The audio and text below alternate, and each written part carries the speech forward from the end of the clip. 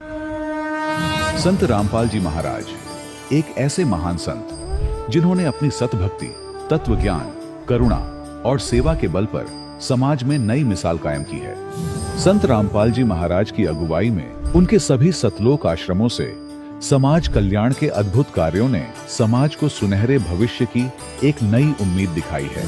संत रामपाल जी महाराज से नाम दीक्षा लेने के बाद लाखों लोगों की लाइलाज बीमारियां जैसे कैंसर, एड्स आदि ठीक हुई। संत जी के ज्ञान से प्रेरित होकर उनके अनुयायियों ने लाखों यूनिट रक्तदान किया। संत जी ने लाखों बहन बेटियों का दहेज मुक्त विवाह करवाया।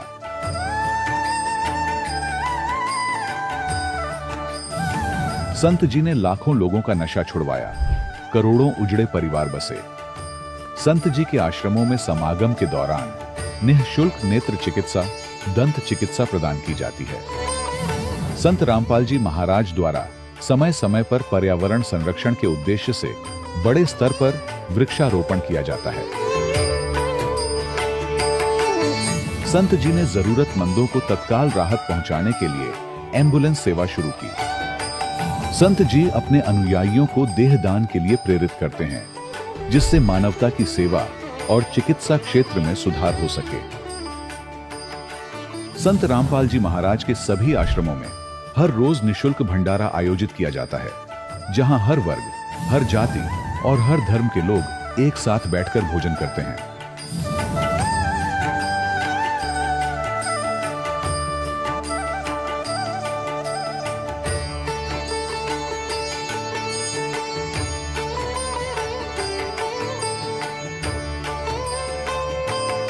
संत रामपाल जी महाराज के आश्रम में हजारों बुजुर्गों को सम्मान और प्यार के साथ जीवन जीने का अवसर मिलता है। उनके खाने, रहने और स्वास्थ्य की पूरी जिम्मेदारी संत रामपाल जी महाराज उठाते हैं। अनाथ बच्चों के लिए संत रामपाल जी महाराज के सभी आश्रम किसी वरदान से कम नहीं। यहाँ उन्हें शिक्षा, संस्कार और भविष्य के लिए बेहतर अवसर प्रदान किए जाते हैं। चाहे बाढ़ हो, भूकंप या महामारी, संत रामपाल जी महाराज और उनके अनुयायी हमेशा ही जरूरतमंदों के लिए सबसे आगे खड़े रहते हैं। कोविड महामारी के दौरान संत रामपाल जी महाराज के आश्रमों से करोड़ों लोगों के लिए भोजन, दवाइयां और जीवन रक्षक सामग्रियां उपलब्ध कराई गई। चाहे गरीब की मदद हो या किसी शोषित और पीड़ित वर्ग के हक और सम्मान की लड़ाई, संत रामपाल जी महाराज ने हमेशा ही उनकी दबी आवाज को सरकारों तक पहुंचाया है और उन्हें उचित न्याय दिलवाने में अहम भूमिका अदा की है। समाज में आध्यात्मिक और सामाजिक मूल्यों के प्रति जागरूकता लाने में संत रामपाल जी महाराज हर कदम पर मानवता के सच्चे सेवक साबित हुए हैं। संत रामपाल जी महाराज का जीवन हमें सिखाता है कि सच्ची सेवा वही है जो निस्वार्थ भाव से की जाए। आइए हम भी इस महान सेवा के कार्य में इस महान संत से जुड़ें और संत रामपाल जी महाराज से नाम दीक्षा लेकर अपने जीवन को धन्य बनाएं।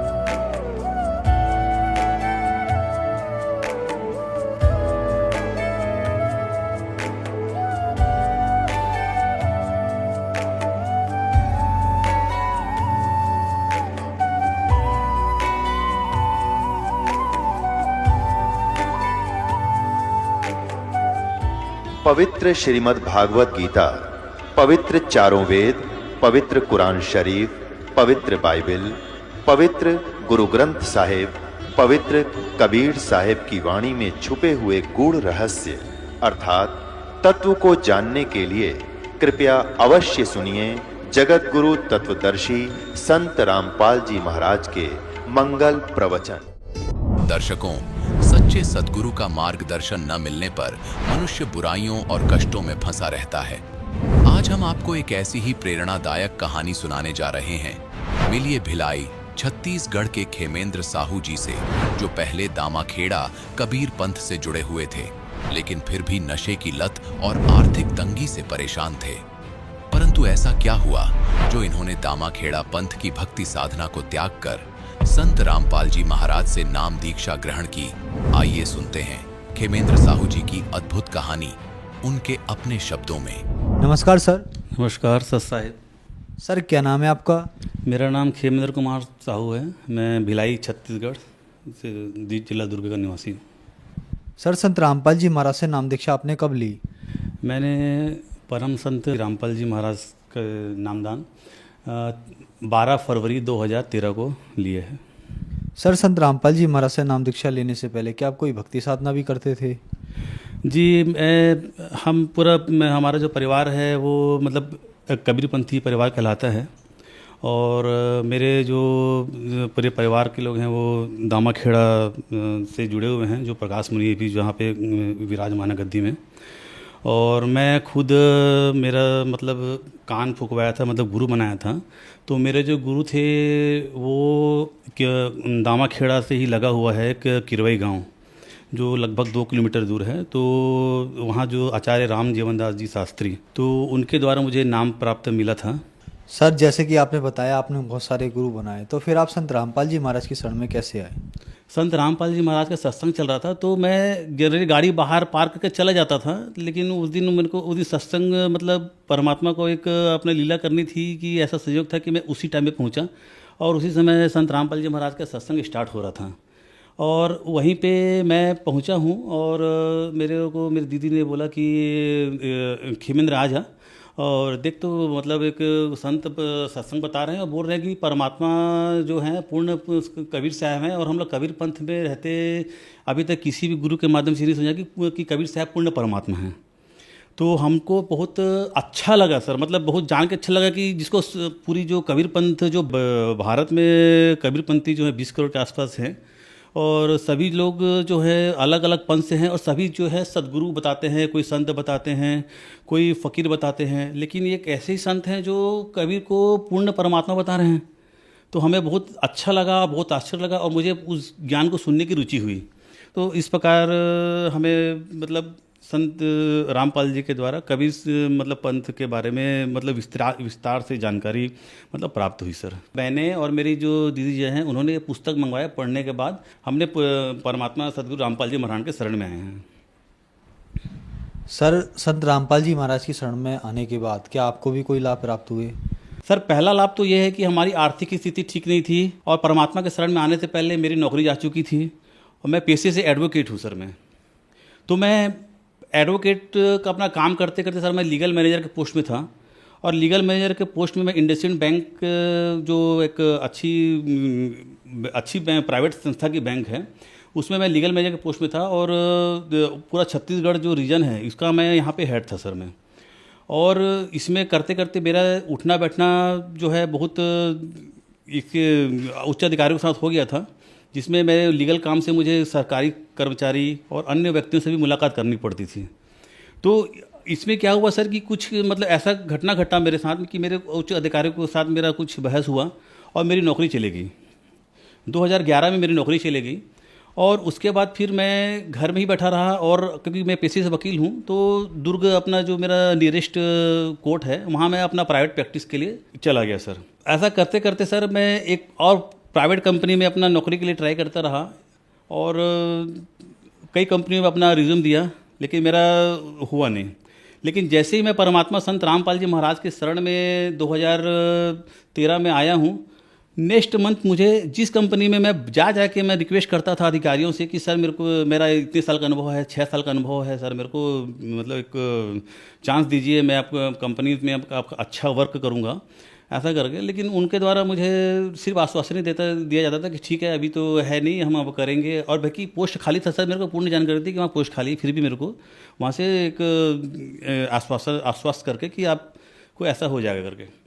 अब उसके बाद मुझे जैसे ही मैं यहाँ से गया हूँ नाम दीक्षा लेके, नेक्स्ट मंथ मुझे वही अधिकारी ने मेरे को कॉल किया, बोले कि साहू जी आप इंटरेस्टेड हैं क्या, हमारे यहाँ वैकेंसी है, आप अगर इंटरेस्टेड है तो कल के आके अपना फॉर्मेलिटी पूरी जो है पूरा कर लीजिए। तो मेरे को मतलब सबसे बड़ा लाभ मेरे को यही देखा कि अरे मतलब परमात्मा के शरण में जाते ही मतलब मेरे को देखो इतना बड़ा लाभ हो गया।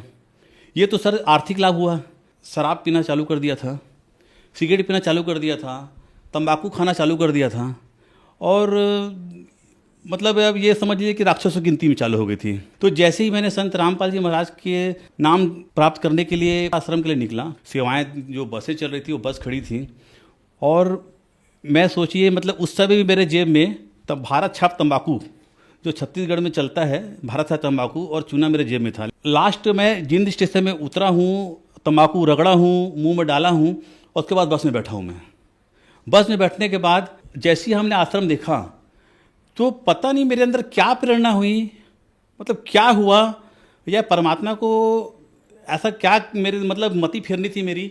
मैं ना कोई सोचा ना साचा, मैं तो मेरे जेब से मैं निकाला हूँ चोर पैकेट से डाल के मैं निकाला हूँ और तंबाकू और जो फेंका हूँ। उस दिन के बाद से भगत जी 2013 12 फरवरी के बाद से ना मैंने सिगरेट पिया, ना मैंने दारू पिया, ना मैं बियर पिया, ना मैं तंबाकू खाया।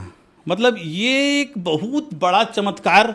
टॉयलेट जा रहा हूँ तो मेरे को तंबाकू चाहिए, कहीं जा रहा हूँ तो सिगरेट चाहिए, तो इस टाइप का मतलब हरकत हो गया था सर। अब मैं एकदम परेशान हो गया था। तो इससे मेरे को परमात्मा ने मेरे को मुक्ति दिलाई, मेरा दूसरा लाभ। उसके बाद मुझे आध्यात्मिक लाभ हुआ, और उसके बाद मुझे नौकरी मिली। और इसी बीच में क्या हुआ था सर कि मैं पुस्तक मंगाए थे, तो मेरे यहाँ पिताजी जो हैं उनको दांत में पस भर गया था सर। वो भी नाम दीक्षित हैं, संत रामपाल जी महाराज के शरण में आ गए हैं। तो उनके दांत में पूरा वो क्या है, अपना पहले पान खाते थे तो उनके कारण उनका दांत जो है वो पूरा पस भर गया था। तो उसके कारण क्या था, वो पस जो है उनको दांत निकालते गए, दांत पूरा आज के डेट में पूरा उनका दांत निकल गया है। और वो पस जो है धीरे धीरे करके पूरा ये जो श्वास की नली है सर हमारी, उसको पूरा जाम कर दिया था। मतलब सर वो डॉक्टर ने उनको ये बोल दिया था, वो आईसीयू पहुंच गए। आईसीयू पहुंचने के बाद डॉक्टर ने उनको ये बोल दिया कि अभी इनको बचाना मुश्किल है। मैं उसी दिन शाम को अंबिकापुर हमारी इंडसइंड बैंक में था, मैं उससे मीटिंग थी हमारी।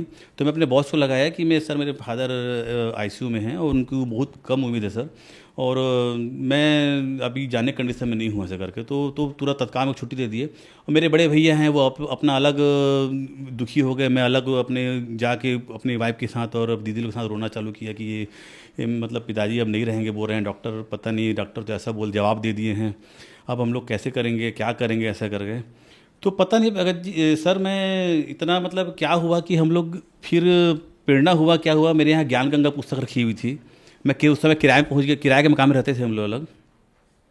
उसको बाद मैं गया हूँ और पुस्तक को मैंने खोल के देखा, और घर में ही अपने घर में उस पुस्तक को खोल के देखा तो मेरे को नेक्स्ट डे खबर मिला कि आपके जो फादर हैं वो आईसीयू से बाहर आ गए हैं। ये मेरे को बहुत बड़ा लाभ मिला, मतलब परमात्मा ने हमको लाभ ही लाभ दिया है सर। और उसके बाद मेरी पत्नी जो है वो प्राइवेट में थी, उसी बीच हम लोग संत रामपाल जी शरण के में आए थे। तो उसी बीच मेरा छोटा बेटा मेरी वाइफ ने कंसीव किया था। तो उसके बाद हमने बोला कि हम तो शरण में नहीं आ सकते हैं, अब तो इतना लंबा सफ़र भिलाई से मतलब छत्तीसगढ़ से हरियाणा जाना, तो परमात्मा संत रामपाल जी महाराज के आश्रम में नहीं जा सकते। तो मैं एक बोला कि काम करना, तुम संत रामपाल जी महाराज से ना एक बार, सबको आज से परमात्मा संत रामपाल जी महाराज सबको आशीर्वाद देते हुए चाहते हैं, और वो कुछ भी आपके मन में प्रश्न है तो वो सब पूरा प्रश्न पूछते हैं, सब चीज़ का आंसर देते थे उस समय। तो जब आशीर्वाद लेने के लाइन में खड़े थे तो मेरी पत्नी ने संत रामपाल जी महाराज से जिसे पूछा कि मालिक मैं तो कंसीव कर ली हूँ, अब मैं तो नहीं आ सकती हूँ आपके शरण में, मैं कैसे करूँगी ऐसा करके। कोई बात नहीं बेटा, आप एरोप्लेन में आ जाना करके। तो मेरी पत्नी एकदम आश्चर्य से बोली कि बंदी छोड़, मतलब हमारे तो अभी कंडीशन ही नहीं है कि हम मतलब ऐसा आएँ, परमात्मा सब दया करेंगे बोले। उनका वो आशीर्वाद हमको आज याद आता है जब मेरी जो पत्नी है वो सेंट्रल गवर्नमेंट एम्प्लॉई एम्स में कार्यरत है, और उन्होंने मतलब 2015 में सर पीएससी फाइट किया था सर छत्तीसगढ़ से। मतलब संत रामपाल जी महाराज के आशीर्वाद से ही उन्होंने पीएससी फाइट किया और एक गवर्नमेंट जॉब में एक असिस्टेंट प्रोफेसर के पद पे अपना रायगढ़ में ये किया। और उसके बाद रायगढ़ से सर हमने वहाँ से ट्रांसफ़र के लिए बहुत ट्राई किया सर। संत रामपाल जी महाराज से मैं 6 महीने किया। मैंने हे परमात्मा, हे बंदी छोड़, मतलब इस दास इस कुत्ते से क्या गलती हो गया है वो आप समझ रहे हो। और उसके बाद मैंने नाम शुद्धिकरण कराया और नाम शुद्धिकरण कराने के बाद हमने सब कुछ अपने गुरु जी के ऊपर छोड़ दिया कि अगर आपको हमको अलग रखना है तो आप अलग रखिए, अगर एक करना है तो एक कर दीजिए। फिर मालिक ने ऐसा खेल किया, हुआ एम्स रायपुर का पोस्ट निकला, मेरी पत्नी ने भरा और ऑल इंडिया लेवल पे उसने टॉप किया। इतना टेंशन, इतना परेशानी के बीच में पूरा तैयारी की उसने ऑल इंडिया लेवल पे प्रवीण सिंची पे टॉप किया। ये एक चमत्कार परमात्मा का। सर, संत रामपाल जी महाराज से नाम दीक्षा कैसे प्राप्त की जा सकती है? परमात्मा का जो ज्ञान आता है वो आजकल कई टीवी चैनलों पे आते हैं। कई सभी चैनलों में नीचे पीली पट्टी दी होती हैं जिसमें जो जितने भी नामदान केंद्र के बारे में जानकारी के लिए उस नंबर में संपर्क करेंगे तो उस नंबर से आपको जानकारी मिल जाएगी आप किस जिला से हैं, किस स्टेट से हैं, किस जगह से हैं। आपके आसपास जो भी नज़दीकी नामदान केंद्र रहेंगे वहाँ पे आपको संत रामपाल जी महाराज के द्वारा नाम दीक्षा प्राप्त किया जा सकता है। धन्यवाद सत साहिब। दर्शकों, अभी आपने सुने संत रामपाल जी महाराज से दीक्षा प्राप्त करके सुखी हुए भक्त के अनुभव। अब देखिए जगत गुरु तत्वदर्शी संत रामपाल जी महाराज के मंगल प्रवचन। पुण्यात्माओं, अब ये शिवदयाल जी तो थे सन 1818 में जन्मे आगरा में, और इन्होंने 17 वर्ष तक एक बंद कोठड़ी में बैठ के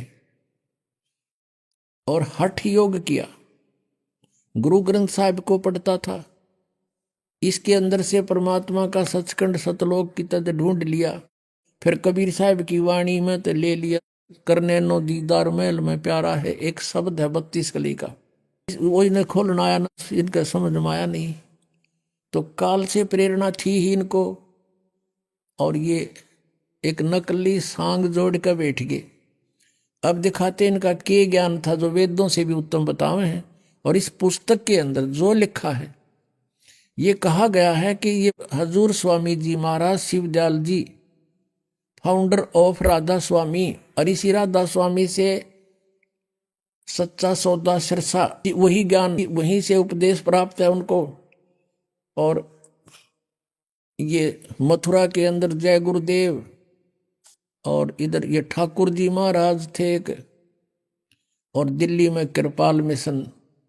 ये सारा एक का कुएं का पानी है।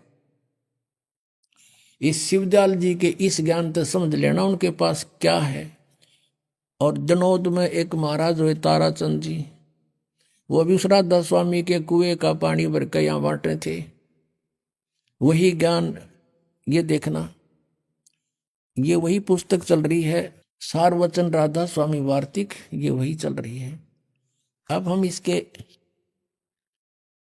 यहाँ जाते हैं। राधा स्वामी दयाल की दया, राधा स्वामी साहेब, खुलासा उपदेश हजूर राधा स्वामी साहब का।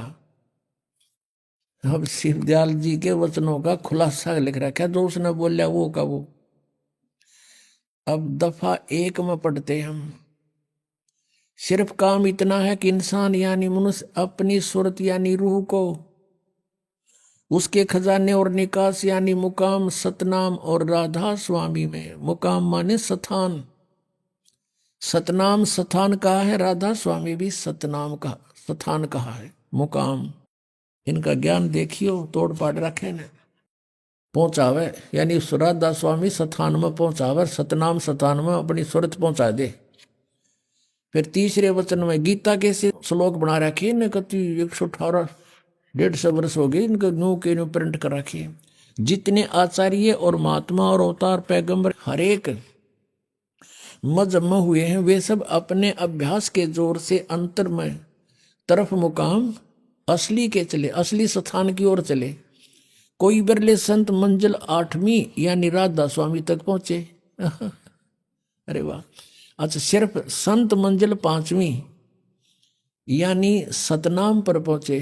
अब यह मंजिल 5वीं सतनाम। और कोई बिरले संत मंजिल 8वीं यानी राधा स्वामी पर पहुंचे। अब यहाँ देखो, तो अब आपने देख लिया, यहाँ तक क्लियर कर दिया न कि सतनाम भी स्थान है, मंजिल कहो, ये मंजिल का यहाँ अनुवाद भी कर रखा है। मंजिल माने स्थान, देखियो रहा, मंजिल माने स्थान, यानी ये फिर देख लो, क्योंकि ये घना गहरा ज्ञान है ना, इनका समझ में ना आवा जल्दी से। कोई बिरले संत मंजिल 8वीं यानी स्थान 8वीं यानी राधा स्वामी पर, सिर्फ संत मंजिल 5वीं यानी सतनाम पे, सतनाम स्थान हो गया, मंजिल माने स्थान, सतनाम स्थान पे पहुंचे। अरे देखिए 4 वचन प्रश्न नंबर 15 पे, कमाल कर दिया इसमें, तो रिकॉर्ड तोड़ दिया इन्हें, वेद फेल कर दिए सारे। अब समझना चाहिए कि राधा स्वामी पद सबसे ऊंचा मुकाम है, सबसे ऊंचा स्थान है राधा स्वामी, और यही नाम कुल मालिक और सच्चे साहब का है, सच्चे खुदा का है। और इस मुकाम से 2 स्थान नीचे, यानी राधा स्वामी स्थान से 2 स्थान नीचे सतनाम का मुकाम है। देखिए नींद में बोल रहे, तारा गजब वही।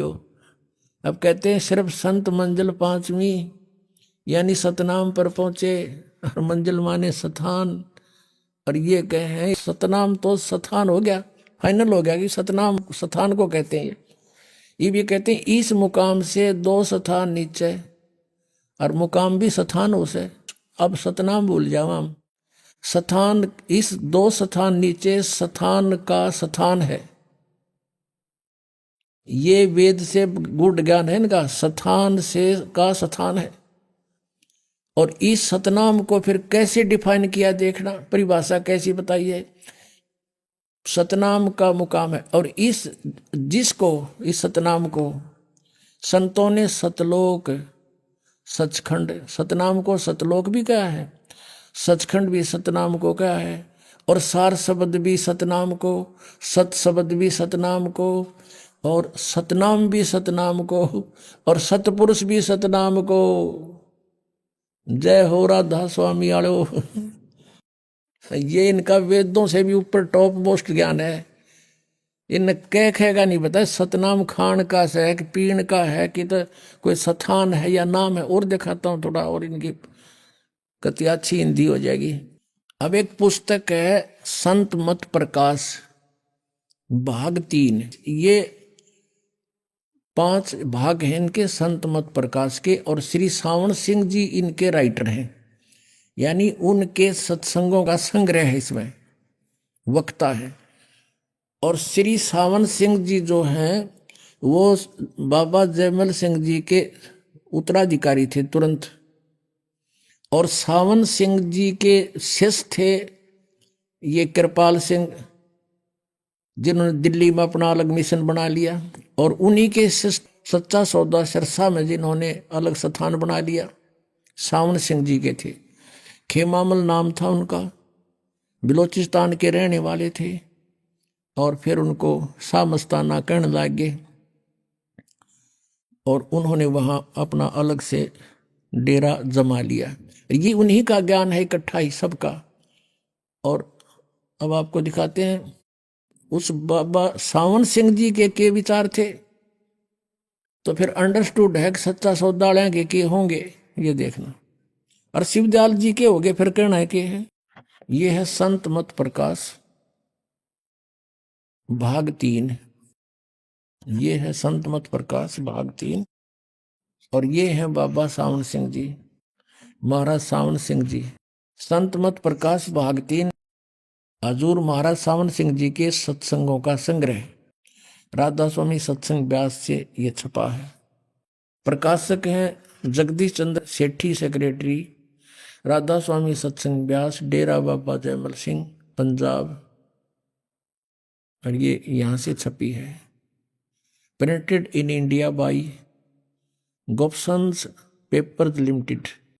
अब इसमें दिखाते हैं आपको, 102 पृष्ठ पे लिखा है, इसके 102 पृष्ठ पे संत मत भाग 3 यहां लिखा है, इसने इस सतपुरुष सतनाम कहाई, सतलोक निज पाया आई। इसका डिफाइन किया इसने इस सेंटेंस का। सचखंड या सतनाम चौथा लोक है, जागे ना, सचखंड या सतनाम चौथा लोक है और सभी के अंदर है, आपके अंदर है ये सचखंड सतनाम। और अगर यह सतगुरु से राह लेकर मेहनत करके अंदर पर्दा खोल ले तो सचखंड पहुंचा जा सकता है। ठीक, अब हमने ये देखना है कि यहाँ कह रहा है ये सचखंड या सतनाम चौथा लोक है। ये सतनाम चौथा लोक है और ये अपने अंदर है सबका। अब दिखाते हैं आपको 107 पृष्ठ पे, 106-7 पर देख रहा, वही सत्संगी हजूर जहां राम नाम का जस महिमा होता हो। कोई प्रसंग चल रहा है तो महाराज सावन सिंह जी कहते कौन से राम का जिक्र कर रहा है तू? तो वह सत्संगी कहने लगा क्या राम बहुत सारे हैं? महाराज जी यानी सावन सिंह जी कह रहे हैं राम 4 हैं। आपका इशारा कौन से राम की तरफ है? अब सत्संगी पूछा है कि हजूर चारों राम खोल कर बताइए। महाराज जी लागे खोलन। फिर एक राम दशरथ गरडोल है, एक राम सब घट घट में बोला है, एक राम का सकल पसारा, एक राम त्रिभुवन से न्यारा। और देखो इसका अनुवाद किया भी इसने।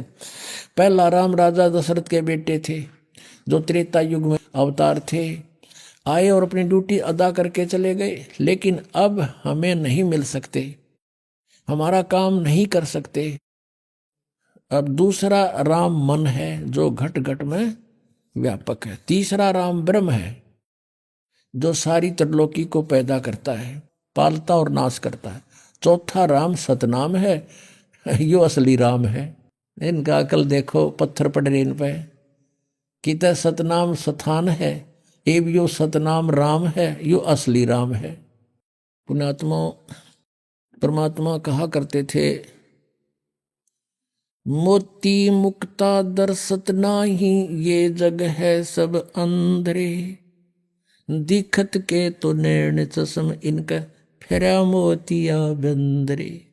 अब ये संत मत भाग 4 में आपको दिखाते हैं इसी सावन सिंह जी के बोल। ये क्या कहते हैं, इससे पहले थोड़ा सा इस सच्चा सौदा को और दिखा देता हूं आपको। दिखाते हैं एक पुस्तक है सचखंड की सड़क। नाम तो ऐसा बड़ी लिख देंगे जो आदमी कटका मर जाए, इनके ऊपर वह कमाल कर रखा होगा इस पुस्तक में। सचखंड की सड़क कति यानी मेटल रोड सीधी, कति कोई दिक्कत नहीं उसमें। ऐसा नाम तो ऐसा लिख दिया इवन की दिखाओ मेटल रोड की खड्डे नरे। अब ये एक पुस्तक है सचखंड की सड़क, पहला भाग। इसके राइटर हैं दासन दास हजूर महाराज सतनाम सिंह जी, डेरा सच्चा सौदा सिरसा। ये नाम भी सतनाम धर रहे अपना, सतनाम सिंह। अब ये सतनाम जी थे जो सच्चा सौदा के जो प्रवर्तक माने जाते हैं। वो श्री बलोचिस्तानी शाह मस्ताना के खेमामल सिंह जी के सीधे उत्तराधिकारी थे, दूसरे, यानी पहले वो थे, दूसरे। उसने ये लिखा है ये पुस्तक सतनाम सिंह जी ने। ये देखना कहां से है। धन धन सतगुरु तेरा ही आसरा और सचखंड की सड़क, पहला भाग। ये वही है महाराज जी सतनाम सिंह जी की तरफ से को। और ये कहाँ से छपया है, ये प्रकाशक है इंद्र सेन प्रबंधक, डेरा सच्चा सौदा सिरसा हरियाणा भारत। मुद्रक है इंद्र सेन प्रबंधक, परमार्थ उपदेश प्रिंटिंग प्रेस, डेरा सच्चा सौदा, सतनाम सिंह जी मार्ग सिरसा हरियाणा, पिन कोड। इसके 226 पृष्ठ पर हम ले चलते हैं आपको। ये है 226 पृष्ठ सचखंड की सड़क। और इसका अनुवाद किया है, एक शब्द है इनका, अलख नामी आया रे सारे देश छोड़ के, जी छोड़ के मैं आया तेरे लिए प्यारे, देश छोड़ के। ये कहते हैं शिवदयाल जी की अमरवाणी है या इसका यहाँ अनुवाद कर रहे हैं। अलख अनामी आया सारे देश छोड़ के, जी छोड़ के मैं आया रे तेरे लिए प्यारे, देश छोड़ के। त्रिलोकी यानी स्थूल सूक्ष्म और कारण, तक की सारी रचना काल निरंजन ने की है। संतों का देश सचखंड या सतलोक है। देख ठीक है, अब यहाँ संतों का देश सचखंड या सतलोक है, ठीक है, और वही सतपुरुष या आदि पुरुष का स्थान है, ठीक है। इस सचखंड के ऊपर यानी सतलोक के ऊपर है या डिफाइन कर रहे हैं, वह अजर अमर अविनाशी है और सदा एक रस है। वहाँ चैतन्यता ही चैतन्यता है, प्रकाश ही प्रकाश है। नीचे पिंड तक की कुल रचना का आदि और अंत वही है, और उसी को यानी सचखंड को, इस सतलोक को क्या कहते हैं? सतलोक को सतनाम भी कहते हैं, सत शब्द भी और सार शब्द भी कहा जाता है। वह बोली है नो कि नो, थोड़ी सी फेरबदल कर रहे।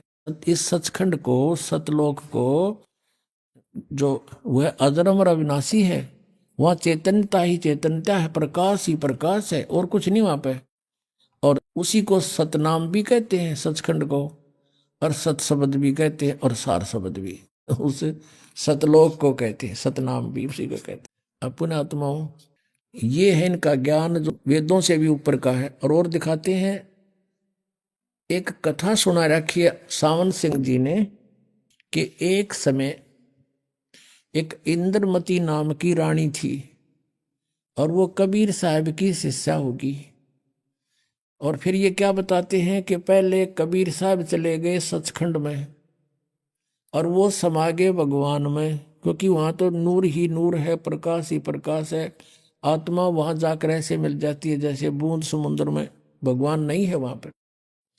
ये इनका अज्ञान सिद्धांत है। राधा स्वामी पंथ, धन धन सतगुरु पंथ और यो जय गुरुदेव पंथ वाला का। अब इनका डिस्कशन दिखाता हूँ, आप देखना हैरान रह जाओगे। ये है संत मत प्रकाश, सावन सिंह जी के सत्संगों का, वचनों का संग्रह है ये राधा स्वामी व्यास से प्रकाशित है। और इनके तो कति वचन अमिट हैं, आपको दिखाते हैं। 189 पृष्ठ पर ले चलते हैं आपको, ये देखो। संत मत भाग 4 और पृष्ठ 189 नीचे आते हैं। इस तरह रानी इंदुमती थी। जब उसको कबीर साहब सचखंड लेकर गए तो उसने वहां जाकर देखा कि कबीर साहब ही सतपुरुष है,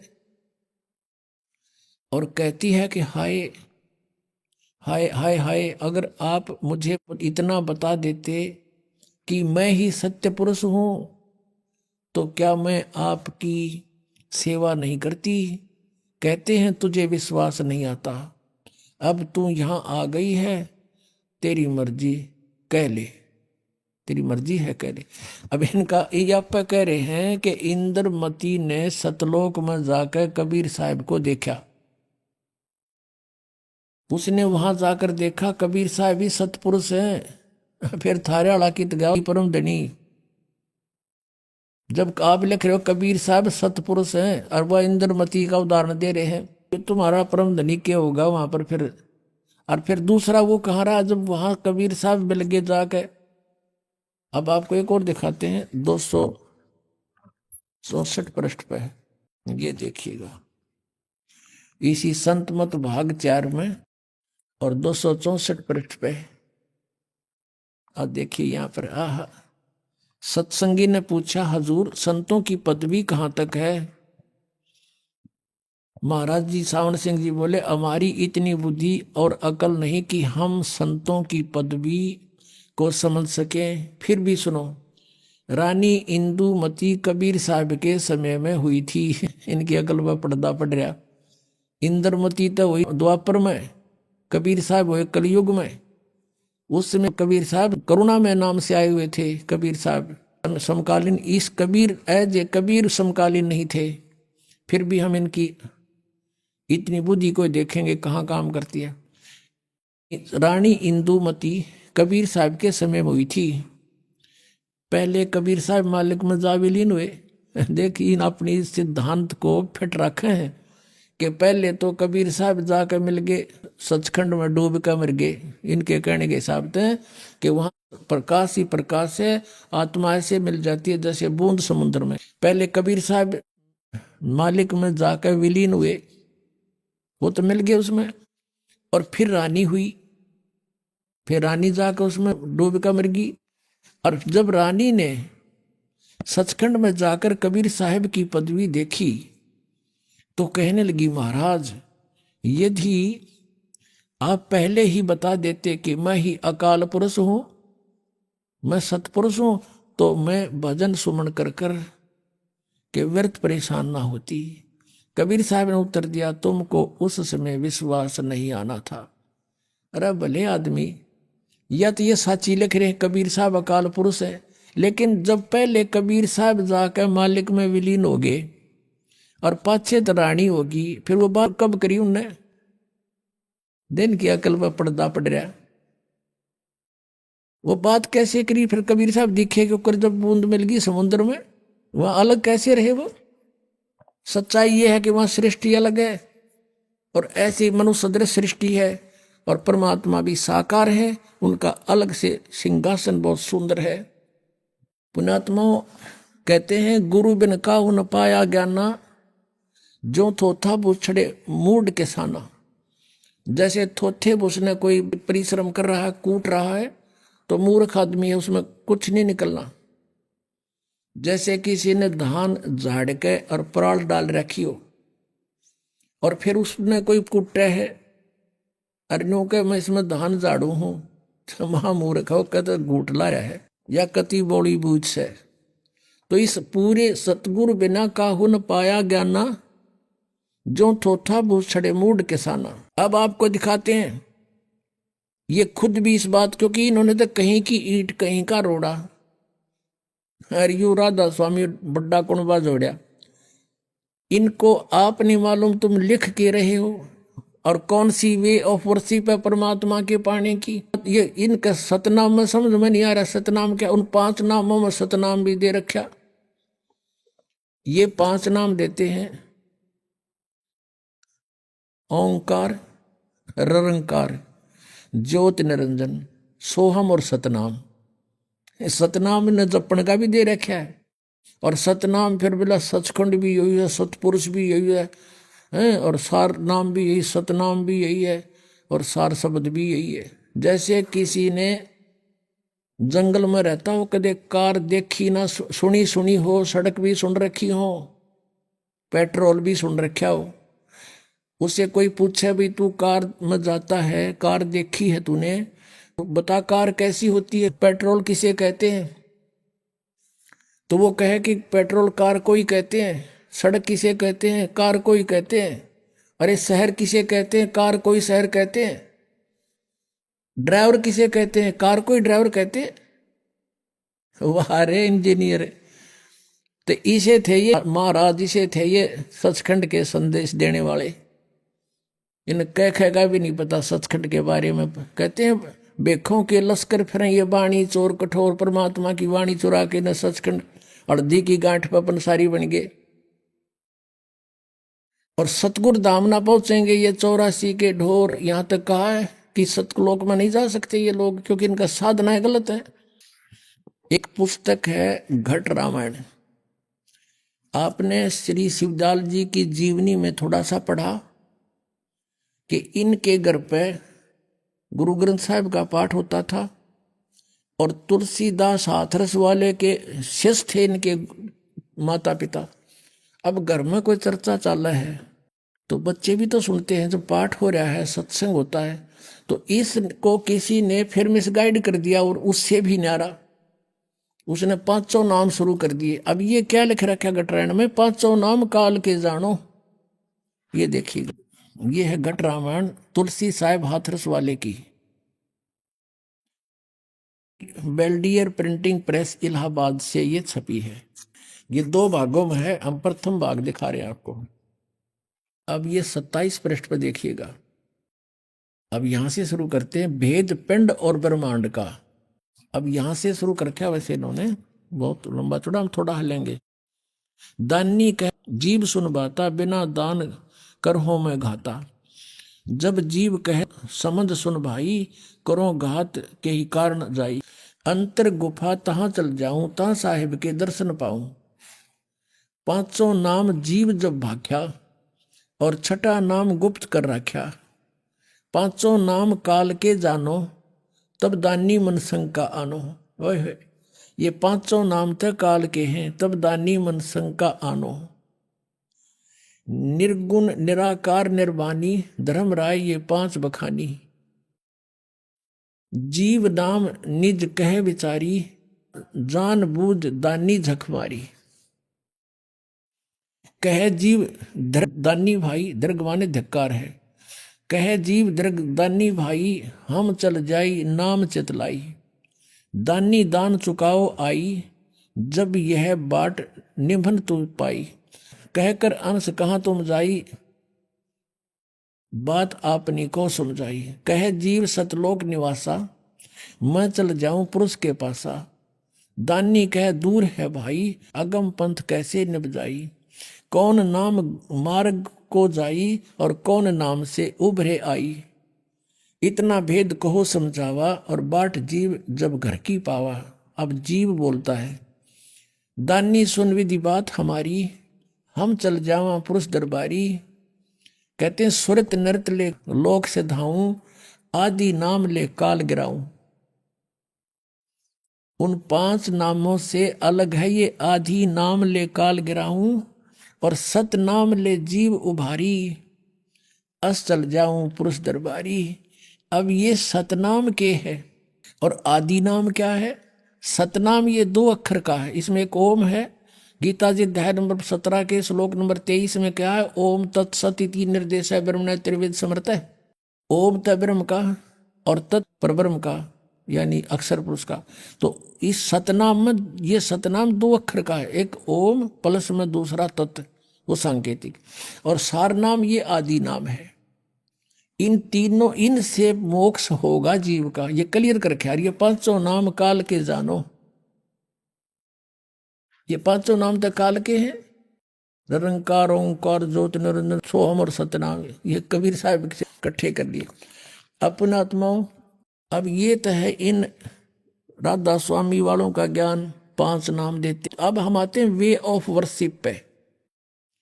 पहले दिन का ज्ञान देख लिया, सचखंड क्या सतलोक है, न कह का नहीं पता। फिर इनकी वे ऑफ वर्शिप क्या, साधना क्या है, जिससे मोक्ष मान रहे हैं कि हम सचखंड जाओगे और त्रिकुटी तो शुरू होवांगे। ये तो बच्चों वाला खेल बना रहे हैं इसको। त्रिकुटी को तो ये ऐसा मान रहे जैसे बरवाले का बस स्टैंड हो, और कोई चला जाओ, पैदल बैठो, चाहे यहाँ से गाड़ी में बैठो और 2 मिनट में पहुंच गए। त्रिकुटी में जाने से पहले तो बहुत व्यवस्था क्लियर करनी पड़ेगी आपने यहाँ से। Trikuti is the international airport. International airport पर जो व्यक्ति जाता है, उसने पहले ही निर्धारित होता कहाँ जाना होता, उसके लिए सारे पासपोर्ट और किराया वो पहले जुगाड़ जोड़ना पड़ा। नो ड्यू सर्टिफिकेट उस देश का, स्वदेश आने के लिए। अभी आपने सुने संत रामपाल जी महाराज के मंगल प्रवचन। आइए अब सुनते हैं संत रामपाल जी महाराज से नाम दीक्षा लेकर सतभक्ति करके अद्भुत लाभ प्राप्त करने वाले अनुयायी के विचार।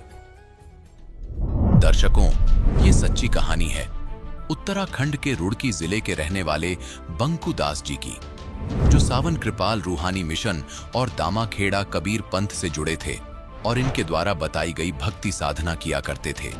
लेकिन इतनी भक्ति करने के बाद भी बंकू जी के जीवन में दुख खत्म होने का नाम ही नहीं ले रहे थे।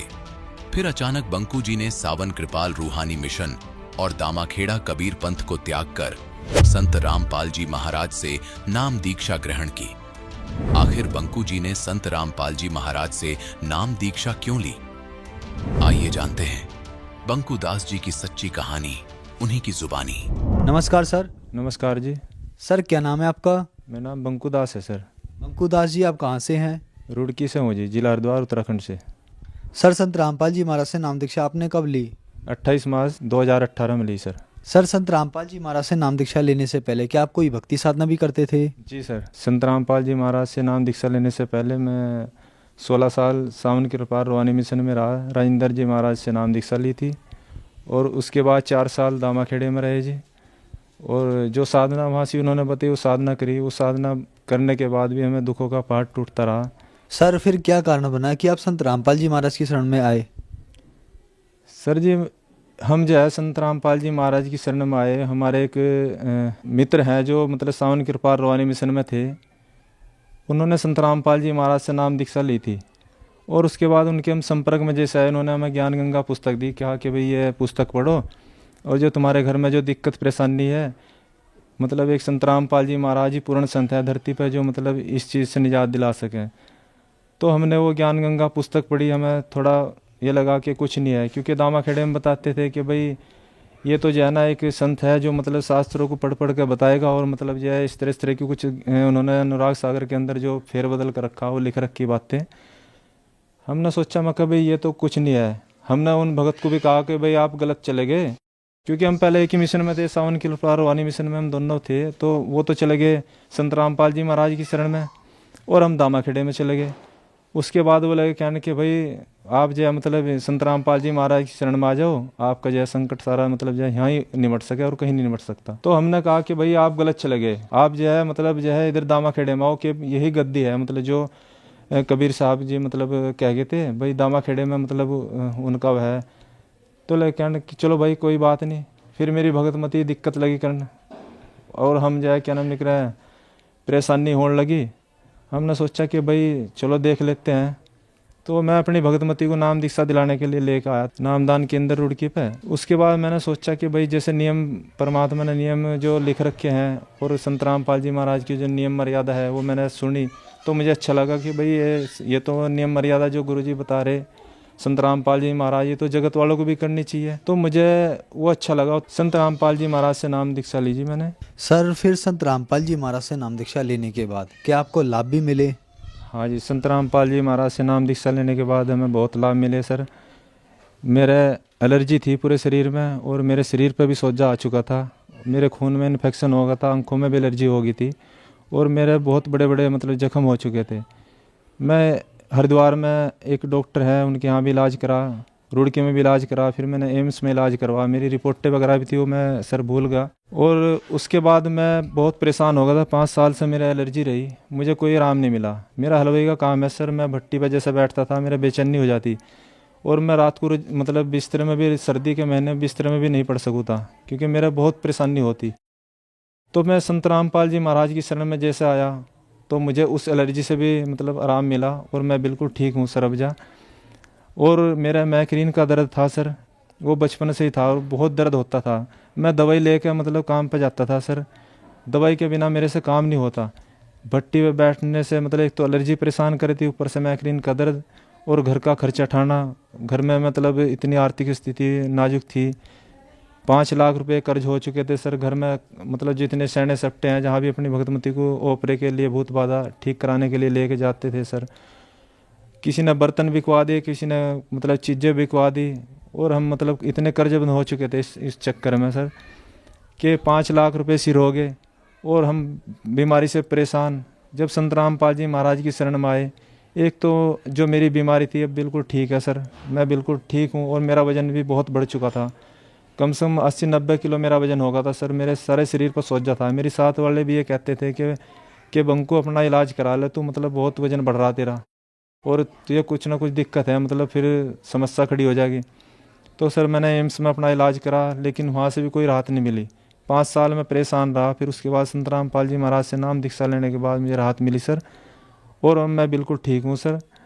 संत रामपाल जी महाराज से नाम दीक्षा लेने के बाद मुझे अब कोई परेशानी नहीं है सर। और एक मेरा बेटा है, स्कूल में बच्चा गया हुआ था तो वहाँ से फ़ोन आया कि भाई आपके बच्चे को मतलब कोई दिक्कत हो रही। तो जैसे हम घर बच्चे को लाए तो हमने देखा कि जैसे बाथरूम में गया तो बाथरूम में जैसे ही गया वो पेशाब करने के लिए तो बाथरूम के रास्ते खून के कतरे कतरे आ रहे थे सर। और इतनी परेशानी हम संत रामपाल जी महाराज से नाम दीक्षा ले ली थी हमने उस टाइम, शुरू में ही ये बात है क्योंकि हम इतना वो नहीं थे हमें ज्ञान। तो हमने सोचा कि भाई चलो ये तो भाई जैसा है मतलब काटना पड़ेगा, दिखा लेते हैं डॉक्टर को। तो जब मैंने डॉक्टर साहब को दिखा, डॉक्टर साहब ने टेस्ट लिखे, हमने टेस्ट कराए डॉक्टर साहब के कहने पर, हेमंत डॉक्टर के यहाँ।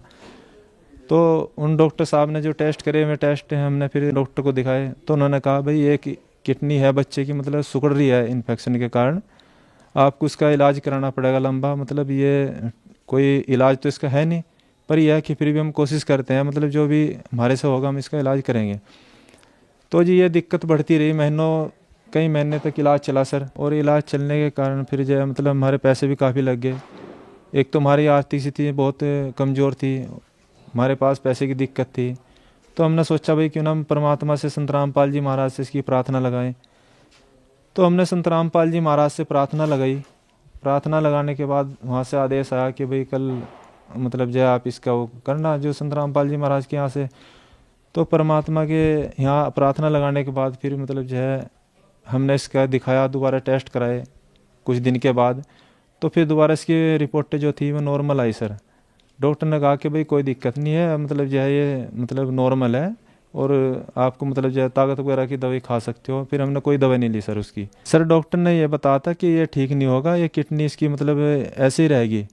तो हम संत रामपाल जी महाराज की शरण में आए। जब संत रामपाल जी महाराज से हमने प्रार्थना लगाई, अब बच्चा बिल्कुल ठीक है सर, अब रिपोर्ट इसकी सब नॉर्मल है, और बच्चा बिल्कुल तंदुरुस्त है, स्कूल जाता है, मतलब कोई दिक्कत नहीं है, ना कोई दवाई खाता है सर। संत रामपाल जी महाराज से नाम दीक्षा लेने के बाद हमें बहुत सारे लाभ मिले सर। लाभ तो इतने हैं कि मैं बताऊं तो मतलब टाइम कम पड़ जाएगा, लेकिन लाभ नहीं बता पाऊंगा सर। लाभ बहुत हैं, परमात्मा की शरण में आने के बाद बहुत लाभ मिले सर। सर ये आप इसकी रिपोर्ट देख सकते हो बच्चों की। मैंने ये 9 साल का मेरा बेटा है रोहित, और मैंने ये इसकी टेस्ट वगैरह जो कराए थे, अभी ये सब नॉर्मल है सर इसके।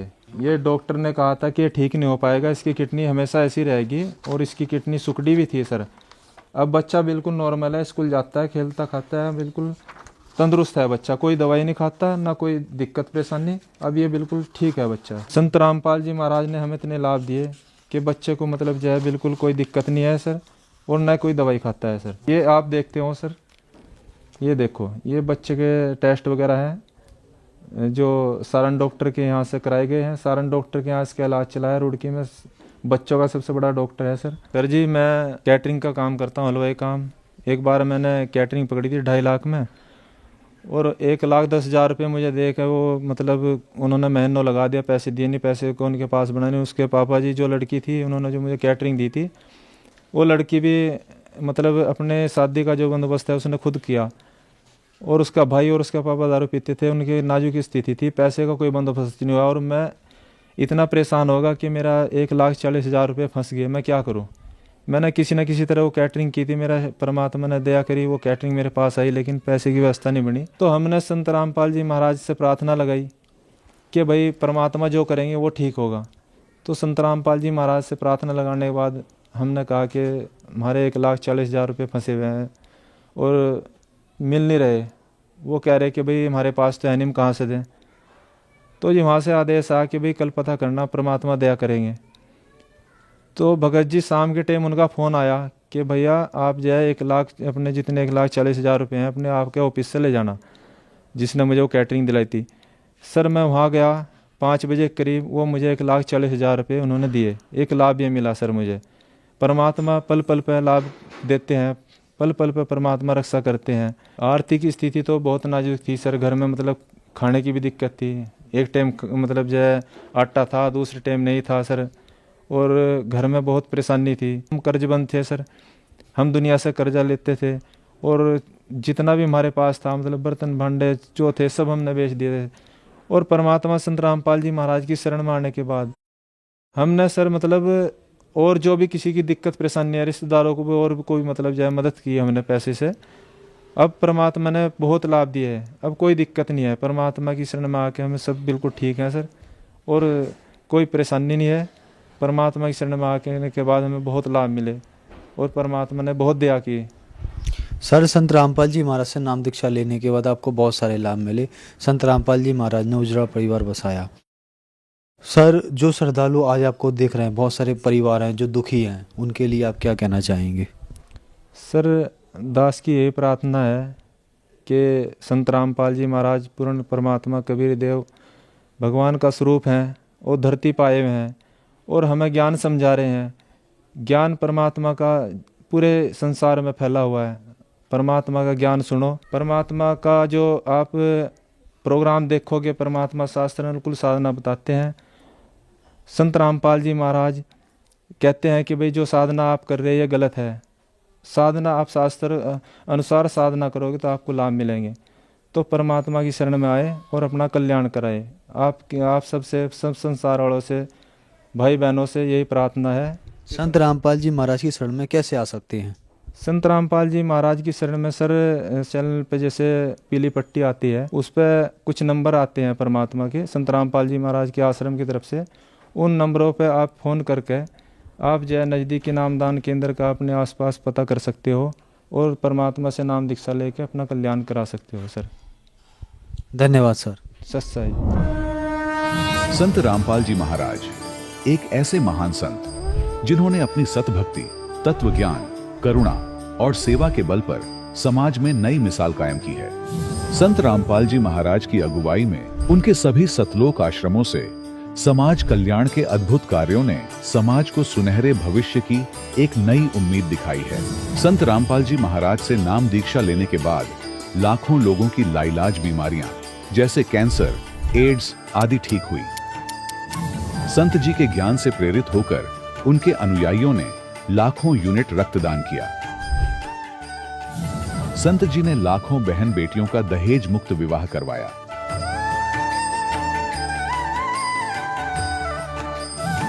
संत जी ने लाखों लोगों का नशा छुड़वाया, करोड़ों उजड़े परिवार बसे। संत जी के आश्रमों में समागम के दौरान निःशुल्क नेत्र चिकित्सा, दंत चिकित्सा प्रदान की जाती है। संत रामपाल जी महाराज द्वारा समय समय पर पर्यावरण संरक्षण के उद्देश्य से बड़े स्तर पर वृक्षारोपण किया जाता है। संत जी ने जरूरतमंदों को तत्काल राहत पहुंचाने के लिए एम्बुलेंस सेवा शुरू की। संत जी अपने अनुयायियों को देहदान के लिए प्रेरित करते हैं, जिससे मानवता की सेवा और चिकित्सा क्षेत्र में सुधार हो सके। संत रामपाल जी महाराज के सभी आश्रमों में हर रोज निशुल्क भंडारा आयोजित किया जाता है, जहां हर वर्ग, हर जाति और हर धर्म के लोग एक साथ बैठकर भोजन करते हैं।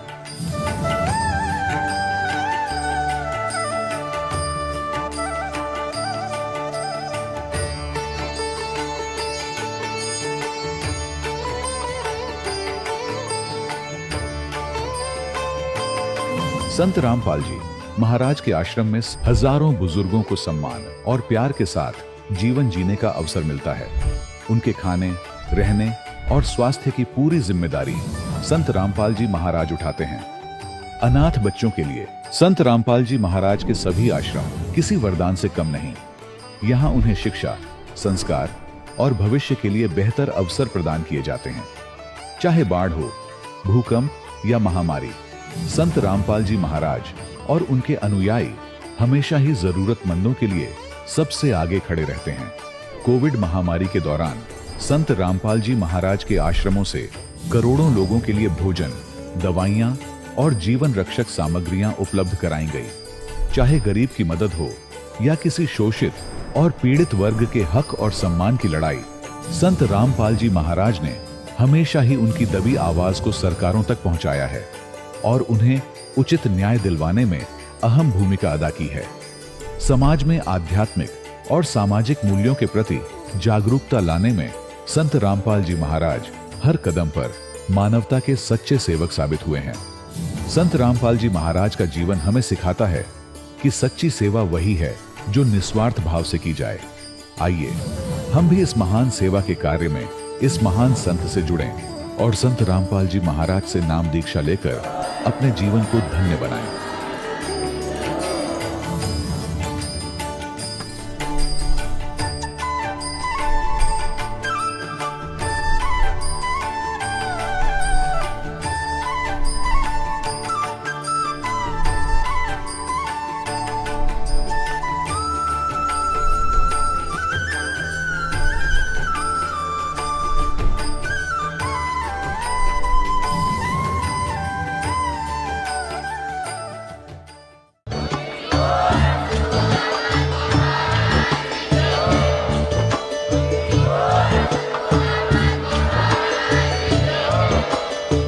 सुन रहे थे जगत गुरु तत्वदर्शी संत रामपाल जी महाराज जी के मंगल प्रवचन। अधिक जानकारी के लिए विजिट कीजिए हमारी वेबसाइट www.jagatgururampalji.org। संत रामपाल जी महाराज जी के शुभ आशीर्वाद से पूरे विश्व भर में 500 से भी ज्यादा नाम दीक्षा केंद्र हैं, जिन पर संत रामपाल जी महाराज जी द्वारा ऑनलाइन निशुल्क नाम दीक्षा दी जा रही है। अपने नजदीकी नाम दीक्षा केंद्र का पता करने के लिए संपर्क करें 8222880541।